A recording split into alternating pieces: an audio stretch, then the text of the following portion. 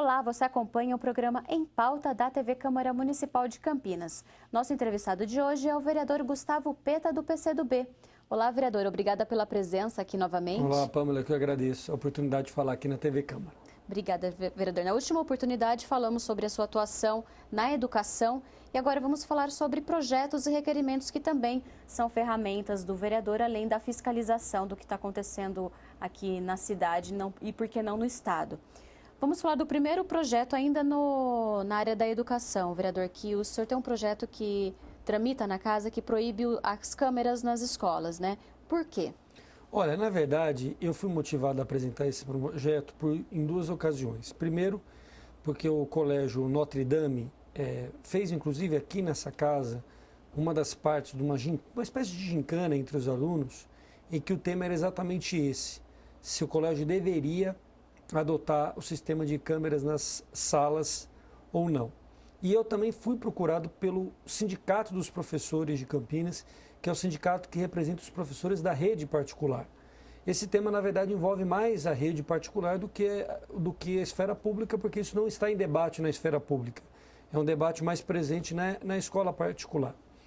E então eu fui provocado por eles para apresentar esse projeto, considerei relevante, porque eu acho que o projeto, a câmera dentro da sala de aula, retira, primeiro, do professor a liberdade de discutir com seus alunos diversos temas. Eu fico pensando, por exemplo, uma determinada escola que tem uma determinada vertente, o professor de história vai ficar totalmente acanhado de colocar suas posições do que ele considera relevantes na história do Brasil. Por medo de alguma censura? Por medo de alguma censura, de alguma retaliação, né? Então, e cria também um ambiente meio Big Brother, vamos dizer assim, né? De muita exposição de professores, de alunos. Nesse caso, só nas salas de aula. Nas salas de aula, exatamente. Para você... Porque o argumento da segurança, na minha opinião, cabe pouco dentro da sala de aula. Eu não tenho relatos de problemas sérios de segurança dentro da sala de aula, né? E talvez a violência contra o professor, vereador, talvez isso seja um mas os próprios professores são totalmente contrários, né, a essa questão. Porque cenas de violência contra o professor nós já observamos em algumas escolas públicas, né? Mas eu considero que não é essa a principal ferramenta, né? Do ponto de vista pedagógico, é importante que a gente tenha um diálogo melhor entre os professores e os alunos para impedir qualquer tipo de problema de violência dentro da sala de aula, né? E outras medidas de repressivas, se for o caso, mas não com a necessidade de ter uma câmera dentro da sala de aula. Então, procurado pelos professores, observando o debate que os alunos aqui fizeram, inclusive, acabou que tinha um debate e tinha depois um resultado do debate, né? Uma avaliação. E os alunos que defenderam a não utilização das câmeras em sala de aula acabaram, inclusive, vencendo. E eu acabei apresentando um projeto para que a casa possa debater esse assunto aqui em outras oportunidades. E ele tramita ainda na casa, ainda não foi para votação? Ainda não. Talvez vá esse ano ainda, vereador? Eu acho difícil, eu acho que o mais provável é que ele tenha uma tramitação e votação em plenário no ano que vem. Duas discussões. Tá certo. E o senhor também é autor de um projeto que dispõe do uso de espaços públicos para campanhas educativas contra os atos de violência contra a mulher, que é outro assunto também que está em destaque, né? Porque essa é uma realidade do Brasil e de outros países, né? A manifestação do preconceito, do machismo, é muito presente na nossa sociedade. Nós tivemos um avanço importante, que foi a Lei Maria da Penha, que combate a violência doméstica contra a mulher, que é uma realidade presente em muitos lares, mas é preciso avançar mais nesse sentido, né? De combater o machismo, de combater a violência contra a mulher. Mas porque não é só violência física, né? São todos os tipos de violência, tanto no trabalho da mulher, Eu achei muito interessante, por exemplo, nesses últimos dias, uma campanha no Facebook, né? Que é o tal do Meu Amigo Secreto. Bem legal. Porque leva a diversas reflexões. E eu acho que ninguém está imune a fazer a sua reflexão. Inclusive eu fiz muitas reflexões em comentários que mulheres colocaram no Facebook. Porque a manifestação do machismo ela é muito forte na sociedade. É evidente que ela se manifesta de formas e de intensidades diferentes. Um homem que chega a agredir fisicamente uma mulher precisa ser punido de modo severo, né? é um criminoso. Mas não é só através da violência física. Não adianta os homens acharem assim, eu não sou machista porque eu não bato na minha mulher e não bateria em nenhuma outra mulher. Isso é muito pouco. A agressão pode se dar de forma psicológica, por direitos diferentes dentro de casa, né? Então isso tudo a gente tem que refletir porque é algo que vem da história do nosso país. É uma sociedade... O próprio esporte, né, vereador? É uma sociedade machista. Teve justificativa, os atletas, eles ganham mais que as atletas pelo fato que chama mais atenção, dá mais publicidade os atletas, os homens. Os homens, né? Então, isso tem em todos os meios, no esporte, no mercado de trabalho. As pesquisas mostram, né, que no mesmo posto de trabalho, com as mesmas responsabilidades e poderes, as mulheres recebem menos do que os homens, né, em média. Então, eu acho que por isso desse projeto, para a gente instituir mesmo, que a gente possa utilizar os diversos espaços públicos com campanhas permanentes contra a manifestação do machismo, em especial a violência contra a mulher. Que bom, esse também tramita ainda na casa, não foi votado ainda. Não. Tá certo, vereador. Tem algum outro projeto que o senhor pretende entrar, pretende protocolar, que a gente nós temos alguns projetos em tramitação, né? Uhum. Na casa, mas que ainda não foram votados, né?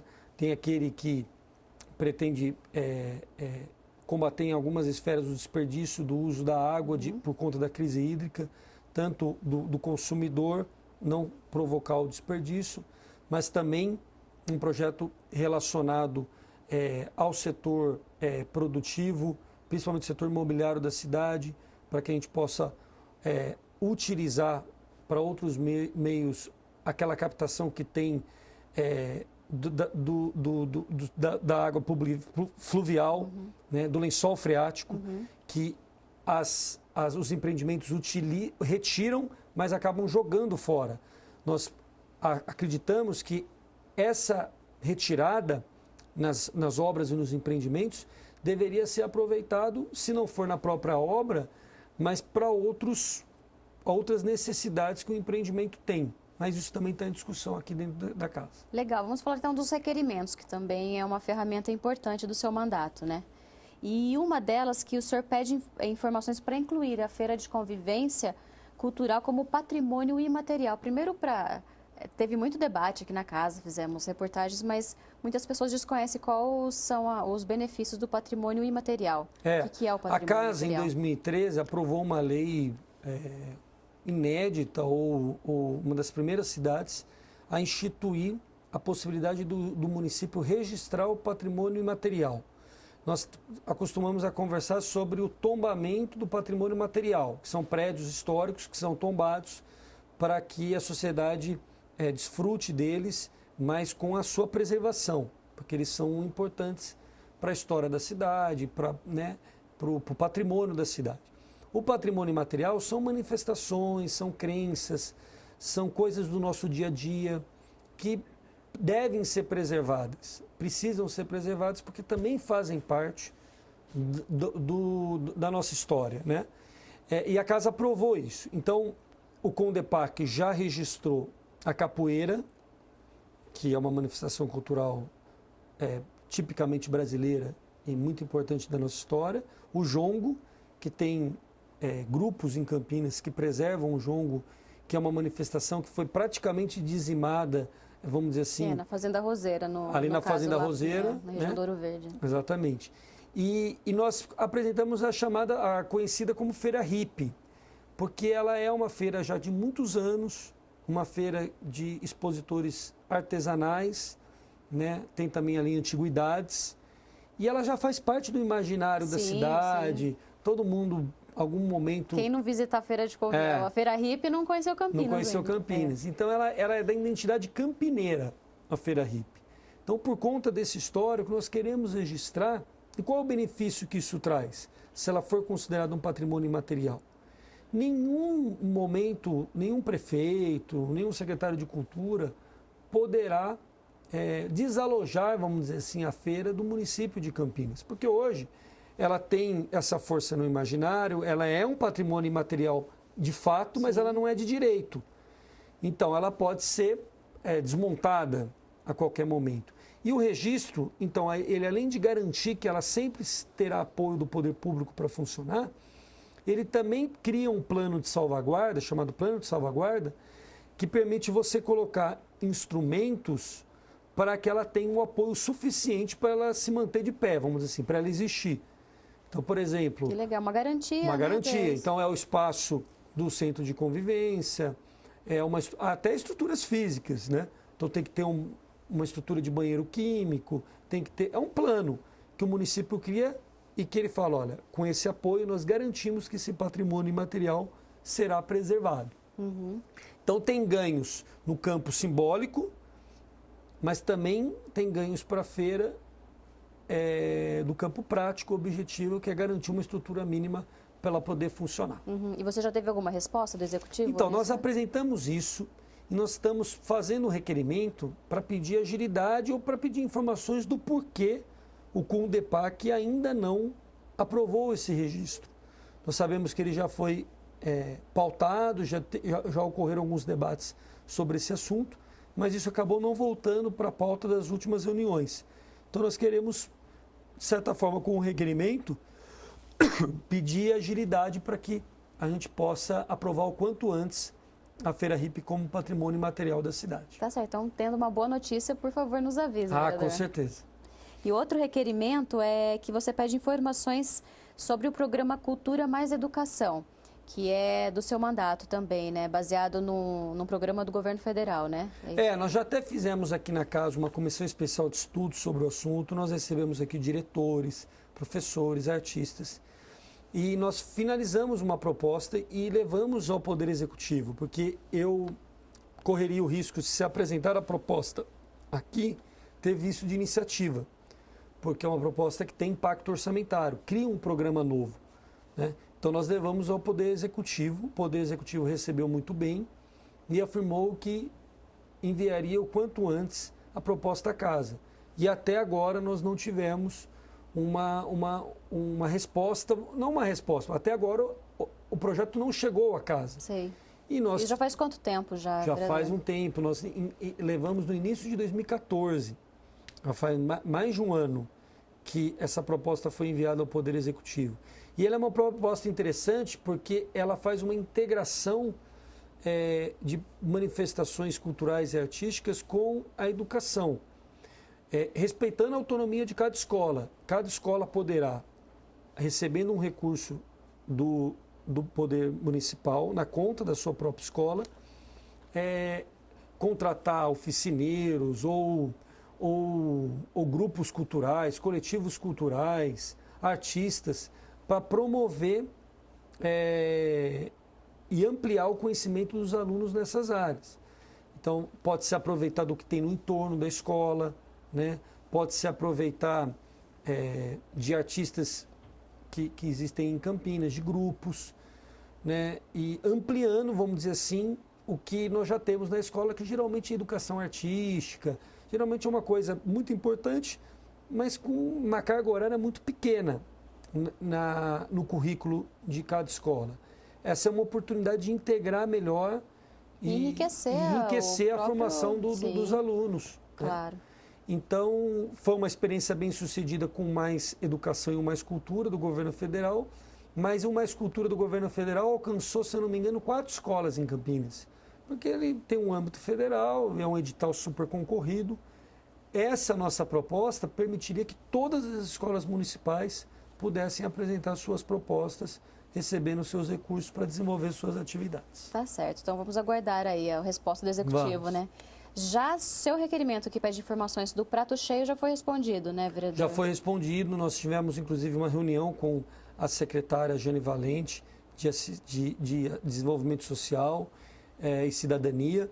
E nós conversamos com ela, porque qual é a preocupação? Está havendo uma transformação do programa, que é um programa que dá cestas básicas para famílias de extrema vulnerabilidade, para o cartão. Foi até um projeto que nós aprovamos aqui, né? Que é realmente uma forma mais segura de ter um programa como esse, uma eficiência no programa como esse, e não ter desvio de finalidade e tudo. Mas com essa mudança, tem muita desinformação. Então, tem muitas famílias que estão recebendo informação que não vão ter mais o direito. Então, eu fui procurado por muitas famílias preocupadas com essa transição. E o requerimento foi nesse sentido, de eu pegar todas as informações, de todos os critérios que realmente estão válidos para que essas famílias possam receber, para levar essas informações a essas famílias. Um bairro muito atingido por isso, que teve muita reclamação, foi o bairro do Bassoli, que é um bairro na região noroeste, na região Campo Grande, e que tem muitas pessoas morando, e ali tem muitos beneficiados exatamente por ser uma região de grande vulnerabilidade social. Então, foi o requerimento nesse sentido, recebemos as informações e vamos continuar acompanhando. Você lembra mais ou menos, podia dar o exemplo de uma das respostas em relação... Uma preocupação grande, por exemplo, é que os critérios adotados, além dos critérios de renda familiar, é que eles vão atender, num primeiro momento, só famílias que tenham pessoas com mais de 70 anos ou crianças com menos de 5 anos. Para ver se dão conta de toda essa faixa. Eles têm segurança que essas famílias eles vão atender. Depois que eles superarem esse primeiro momento, eles vão começar a atender famílias que tenham crianças de outras idades, não só de até 4 anos. Então, isso mexeu muito, porque muitas famílias com crianças de 5, 6 anos já estavam recebendo. A secretaria alega que o programa estava muito sem critério, estava com um critério muito indefinido, então tinha família até então que tinha de 6 anos que recebia, outra que não recebia, então estava dando muita... E que eles resolveram ter um critério mais uniforme, bem objetivo, para não ter nenhum tipo de discussão. Injustiça também. Injustiça. Mas que a partir de janeiro, em que eles já conseguirem dar conta de todas essas famílias nesse critério, com crianças até 4 anos ou com idosos, eles vão avançar para outras famílias e a gente vai acompanhar isso porque tem muitas famílias na expectativa. Vereador, então, tendo resposta dos outros requerimentos, o senhor está convidado para voltar e falar, nos dar boas notícias aqui no programa Em Pauta. Tá bom, tomara, Pamela. Eu queria agradecer você pela entrevista e toda a equipe aqui da TV Câmara, mandando um abraço a todos os telespectadores. Muito obrigada, vereador.